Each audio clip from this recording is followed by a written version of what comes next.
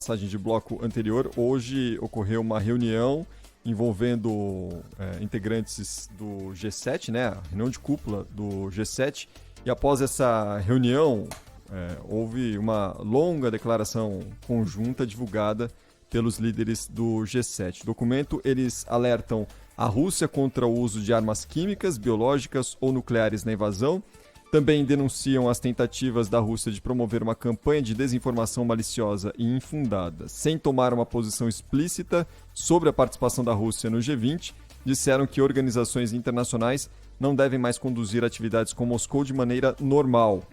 O grupo saudou ainda as investigações de mecanismos internacionais e diz que vai apoiar a coleta de evidências de crimes de guerra, destacando que o governo russo é obrigado a cumprir imediatamente a ordem do Tribunal Internacional de Justiça de suspender as operações militares na Ucrânia. O G7 apelou ainda às autoridades bielorrussas para não se aliarem à Rússia na guerra. Sem citar a China, pediu a todos os países que não prestem assistência militar ou de outra natureza a Moscou.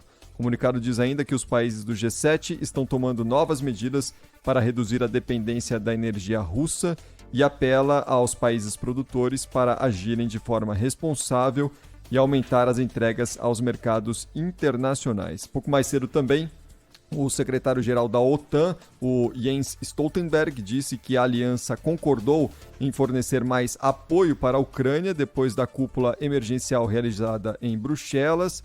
Segundo ele, serão enviados tropas terrestres, sistemas antitanque, drones, poder naval e jatos para as áreas ao redor do país. Kiev também terá assistência em cibersegurança e ameaças químicas, biológicas e nucleares. O Jens Stoltenberg fez uma declaração, vamos ouvir aqui um trecho. A tradução é do Daniel Veloso. Além do suporte militar, nós teremos outros recursos, como drones e outros tanques, que se provaram muito eficientes. Além disso, teremos auxílio financeiro.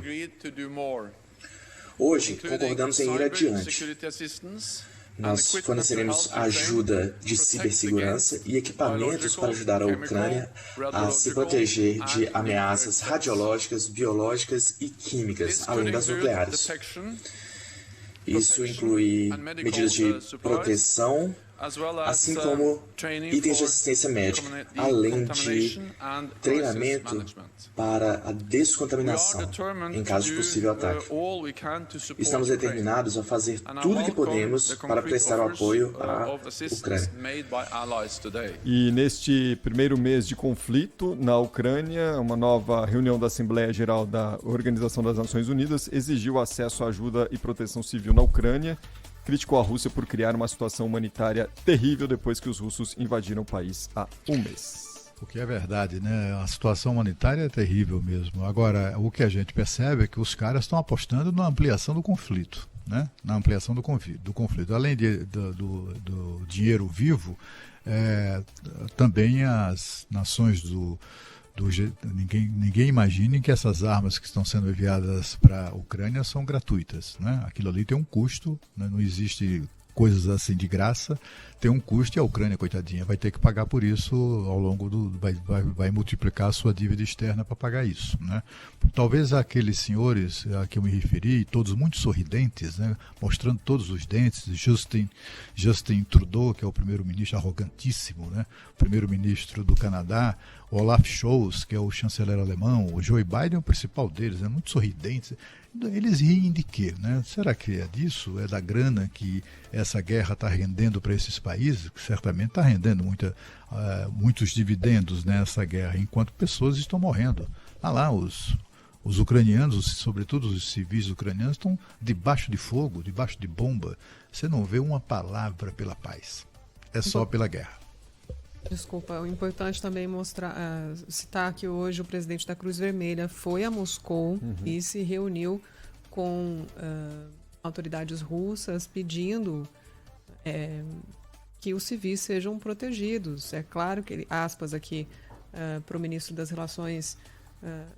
russo das Relações Exteriores, que recebeu o presidente do Comitê Internacional da Cruz Vermelha, nessa reunião. Então, o Sergei Lavrov falou que é claro que falamos do direito internacional humanitário, da Convenção de Genebra, da gestão de hostilidades e que os civis devem ser protegidos. Acho que essa é a pauta mais importante do momento. Hoje, Ian Boechat esteve aqui na redação da Band, foi recebido com aplausos pela cobertura excepcional que fez dos momentos tensos dessa guerra. E ele disse que ficou, uma conversa informal, disse que ficou muito claro qual era a estratégia de atuação do pedaço que ele pôde ver o exército russo, os homens russos atuando, né? Um esvaziamento das cidades, de repente todo mundo saía das ruas e bombas acertando pontos mais estratégicos, né, das cidades, mas ele estava nos arredores de Kiev. Parece que o cenário em Mariupol é um pouco diferente. Mariupol está sendo completamente destruída, Cris. E há relatos de pessoas ainda presas a escombros, né, porque não tem como ter acesso aos corredores humanitários que foram abertos, mas não estão sendo respeitados em alguns casos. Então é importantíssimo que a Cruz Vermelha, que a ONU, que todos os líderes lutem pela segurança dessas pessoas que querem deixar as cidades que estão sendo atacadas. A gente fala em 1 mês de guerra e uma fuga em massa nunca antes registrada na história, mas ainda assim, muitas pessoas estão lá em Kiev, mais de 1 milhão de pessoas ainda estão na cidade e precisam de proteção. É mais do que isso, inclusive o Ian citou o número, me fugiu aqui o número, mas a cidade parece que metade da população foi embora e a outra metade ficou. E tem muita gente que ficou, porque está participando da guerra, porque está defendendo a cidade, muita gente que não conseguiu sair. Uma rota de fuga, principalmente na região de Mariupol, onde os corredores humanitários não estão funcionando. Então, esse acordo tem que cobrir a proteção a essas pessoas. Muitas crianças, metade das crianças do país já tiveram que deixar suas casas para fugir dessa guerra. Então, é sobre isso que a gente tem que falar, sobre a proteção dos inocentes, as pessoas que estão sendo expulsas de casa e não querem uma guerra, Cris. A ONU divulgou hoje novas estimativas. Segundo a ONU, mais de 1.000 civis morreram, incluindo aí 48 crianças. Você falava sobre o Sergei Lavrov, né? Depois desse encontro com o pessoal do comitê da Cruz Vermelha, o Lavrov voltou a acusar o Ocidente de xenofobia contra a Rússia e a Ucrânia de ser regida por um governo neonazista. Vamos ouvir aqui um trechinho do Sergei Lavrov. A tradução é da Alina Kaledina. Que o Ocidente tomou o caminho de russofobia, que o Ocidente não gosta, que o regime, que o Ocidente está formando contra a Rússia, estava encorajando de tomar o caminho de neonazismo, que aquele regime tem que responder agora por suas ações, porque a Ucrânia, no governo atual, o Ocidente considerava como uma ferramenta de política russofóbica, um instrumento de contenção da Rússia. E o regime de Kiev, para o regime de Kiev foi deixado qualquer coisa, inclusive assassino de civis, proibição de língua russa e jornalismo russo, exclusão de russos de povos natos da Ucrânia. Então, é um russófobo, faça o que quer, continua sendo russófobo. Tá, então, palavras de lado a lado neste primeiro mês de conflito na Ucrânia, de guerra na Ucrânia.